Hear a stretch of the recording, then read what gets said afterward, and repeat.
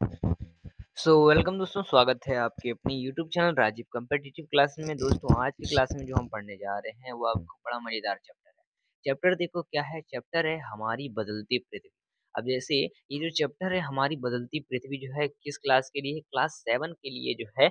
और ये एनसीईआरटी का प्रॉपर जो है एक्सप्लेन करेंगे, प्रॉपर जो है एक्सप्लेन लाइन बाय लाइन पढ़ेंगे। क्लास ये जो है 7 के लिए रहेगा, चैप्टर 3 हमारी बदलती पृथ्वी।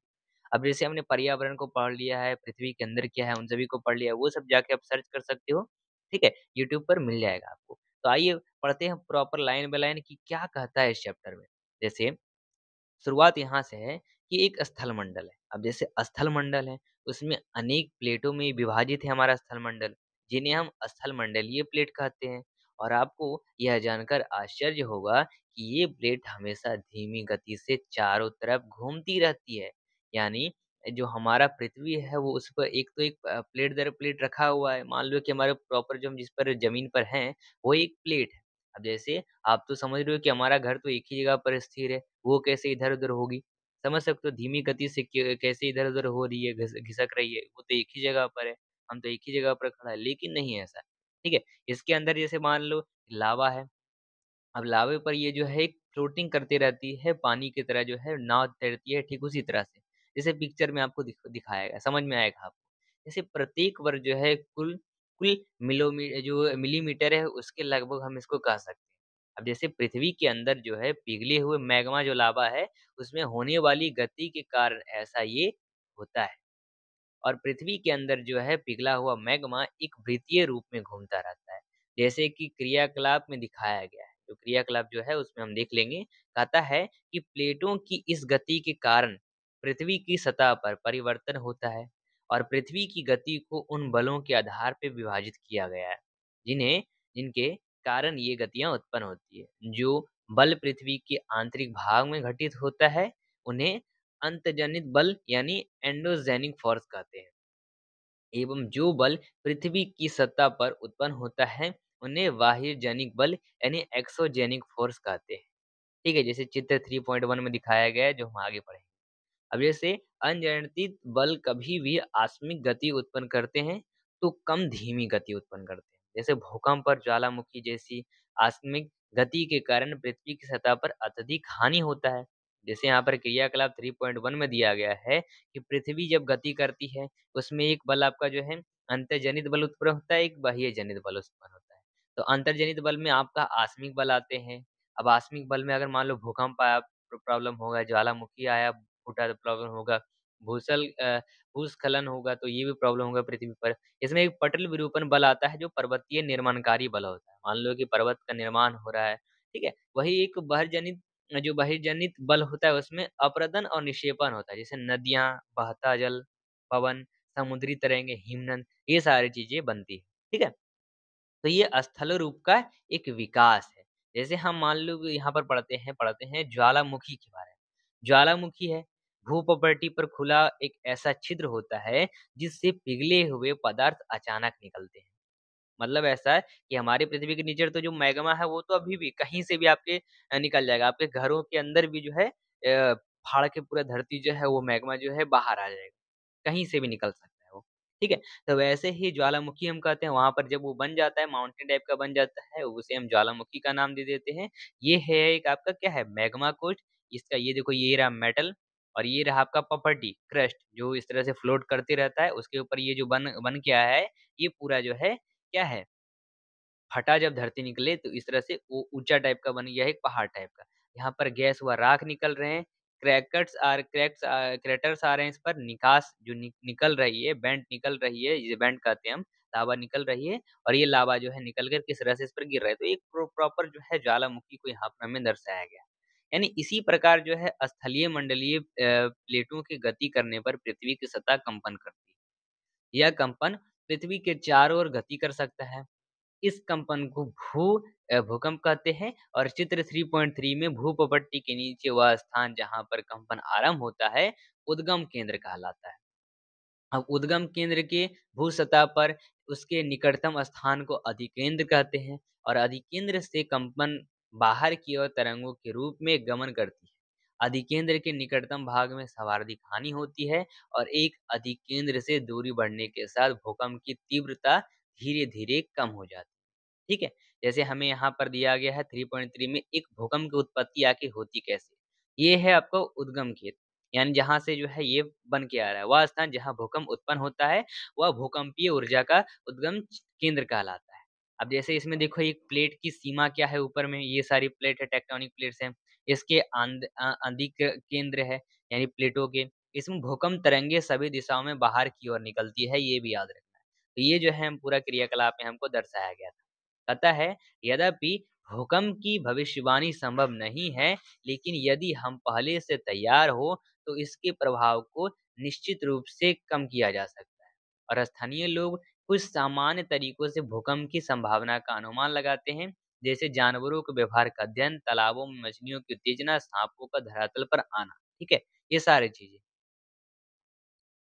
तो हम चल रहे थे जिससे हम बात कर रहे थे यहाँ पर कि जैसे हम स्थानीय जो लोग हैं वो भूकंप का कैसे अनुमान लगाते हैं? कि जैसे मान लो जानवर में व्यवहार हो रहा है, ज़्यादा आके चिल्ला-उल्ला रहे हैं या फिर तालाबों में मछलियाँ उत्तेजित हो रही है, उत्तेजना हो रहा है, साँपों का धरातल पर जो ज़मीन से वो जो है ऊपर आ रहे हैं साँप लगातार बहुत सारे, तो इन सभी मामलों में भूकंप आना।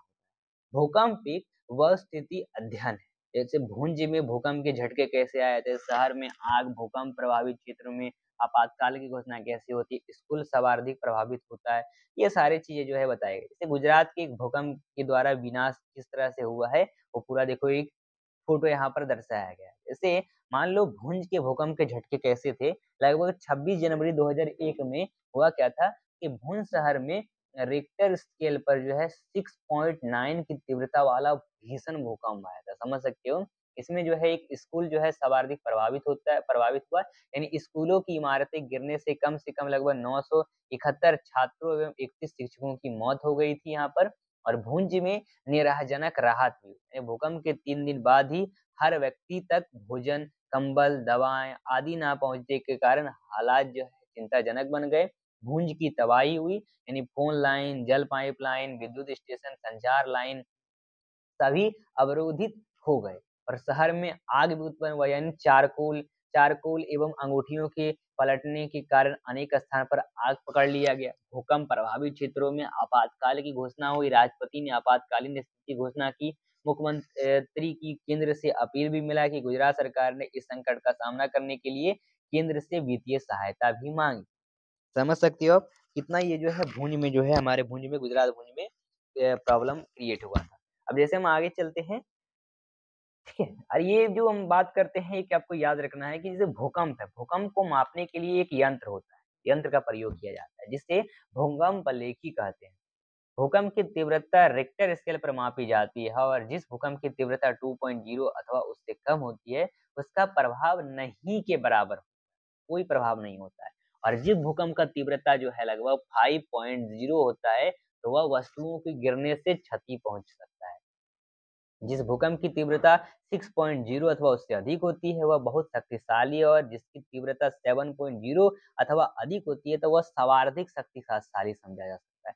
तो ये जो है एक आपका जो है भूकंप लेखी यंत्र है, इसी से भूकंप को मापा जाता है। ठीक है? यहाँ पर जो है कई सारे सवाल दिए गए हैं, समाचार पत्रों के माध्यम से भी बताई गई है। देखो कहता है कि क्वेश्चन क्रियाकलाप में जैसे भूकंप के पश्चात समाचार पत्रों के मुख्य समाचारों के रूप में दिया गया कि भूकंप एक वस्तु स्थिति अध्ययन पढ़ें।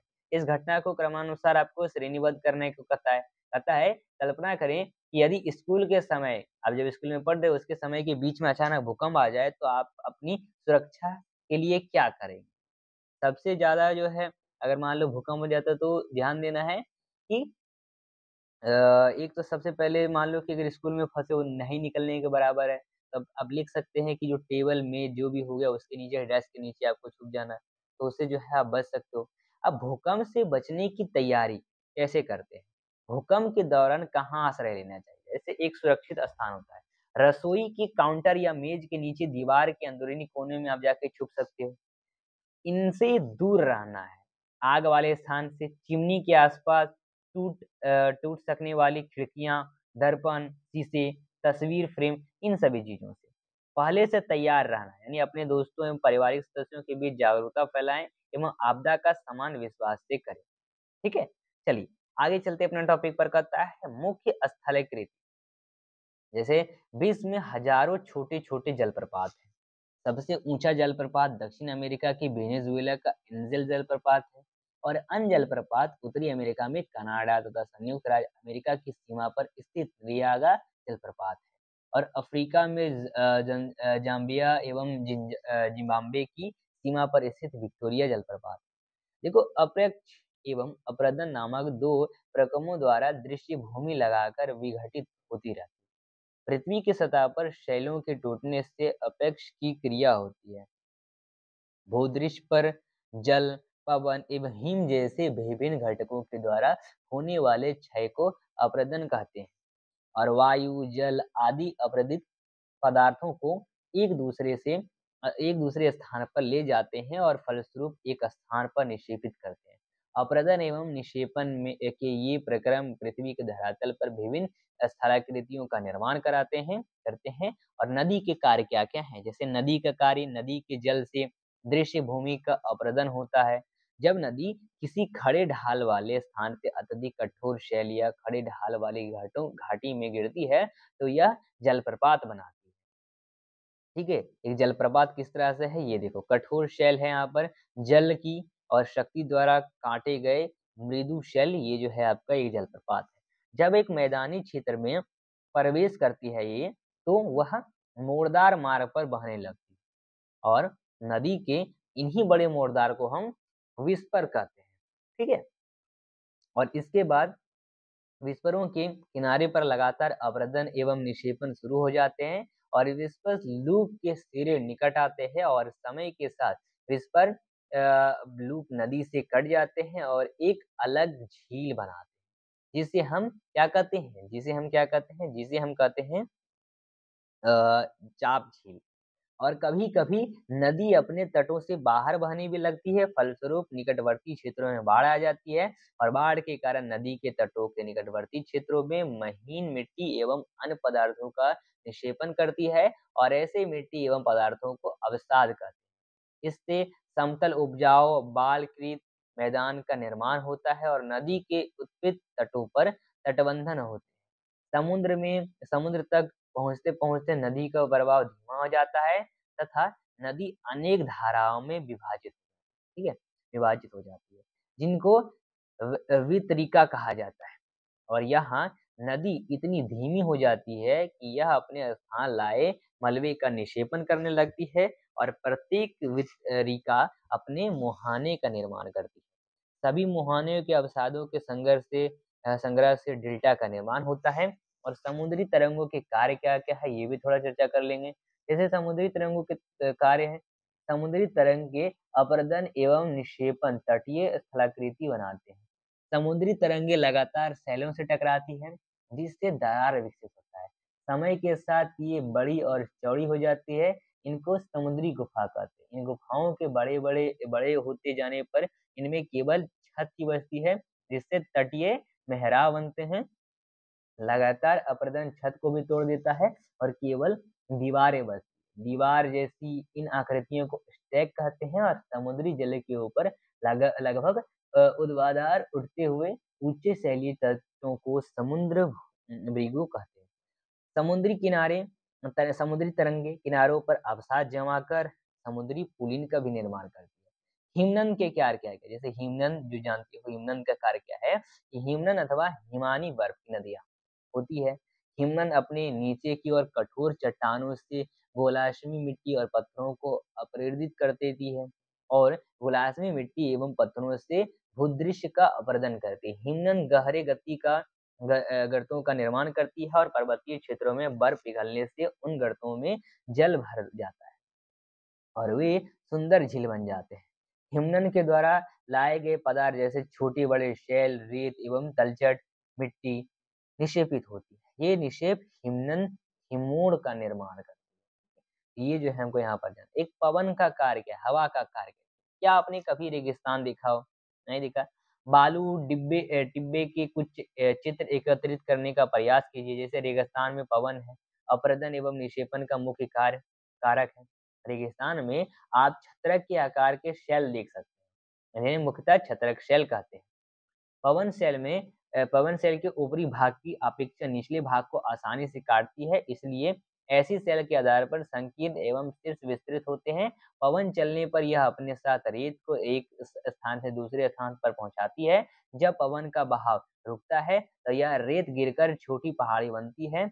इनको बालू डिब्बा कहते हैं, जैसे चित्र 3.10 में दिया गया बालू डिब्बा। जब बालू कण महीन एवं हल्के होते हैं तो वायु उनको उठाकर अत्यधिक दूर ले जा सकती है, और जब ये बालू कण विस्तृत क्षेत्र में क्षेपित हो जाते हैं तो इसे लोएस कहते हैं, और चीन में विशाल लोएस निक्षेपण पाए जाते हैं। ठीक है, चलो बाकी हम यहाँ पर जो है सवालों को कर लेते हैं। कहता है प्लेट क्यों घूमती है, वह जनिक अंजनिक क्या होता है, बल क्या है, अपरदन क्या है। ये सारे सवाल को जो है आपको आंसर लगाना, सारे सवाल का स्क्रीनशॉट ले लीजिए, आपको कमेंट में आंसर दे दीजिएगा। ठीक है, तो मिलेंगे फिर नेक्स्ट क्लास में। नेक्स्ट जो है हम प्रॉपर अपने एनसीईआरटी का जो भी आपका मान लो चैप्टर चाहिए उसका एक्सप्लेन कर दिया जाएगा लाइन बाय लाइन।